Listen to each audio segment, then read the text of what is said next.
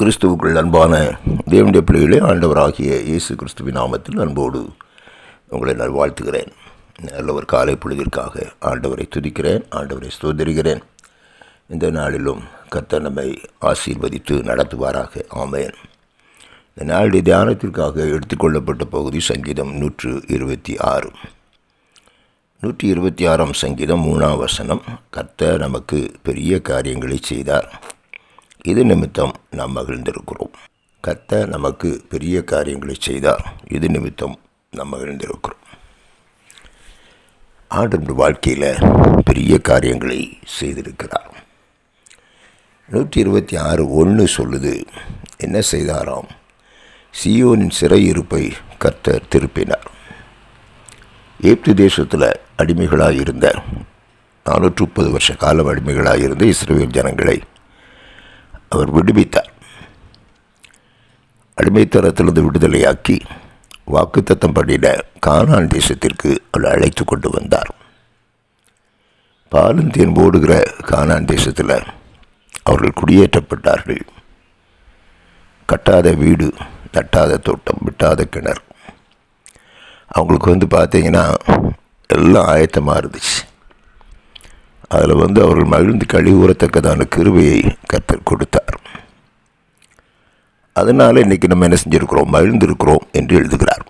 அன்பான தெய்வ பிள்ளைகளே, இன்றைக்கி நம்முடைய வாழ்க்கையிலும் கூட அவர் அப்படியே செய்கிறார். பாவத்தின் அடிமைத்தனத்தில் இருந்த நம்மை, சாபத்துக்கு ஆட்பட்டிருந்த நம்மை, வாழ முடியாத நிலைமையில் இருந்த நம்மை கர்த்தர் அடிமைத்தனத்தில் இருந்து விடுதலையாக்கினார்.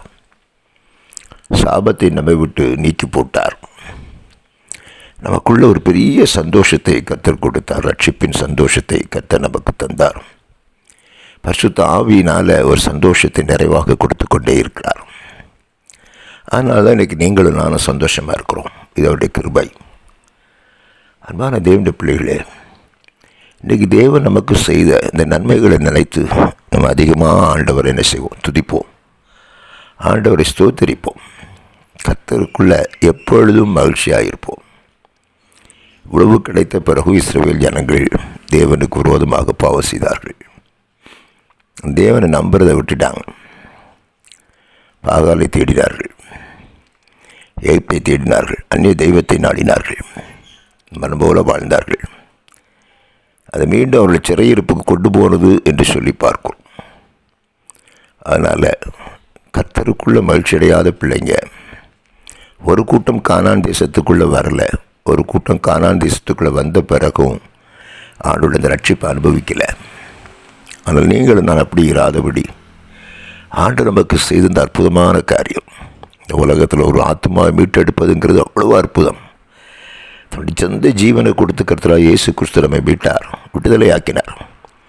அந்த சந்தோஷத்தில் நம்ம எப்பொழுதும் நம்ம களி கூறுவோம், கர்த்தரை மகிமைப்படுத்துவோம், அதிகமாக கர்த்தரை துதிப்போம், அதிகமாக கர்த்தரை துதிப்போம்.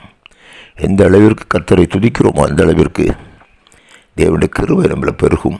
தேவன் நம்மோடு கூட இருந்து நம்மை நடத்துவார். அவருடைய கிருபைகளை கர்த்தர் நமக்கு தருவாராக.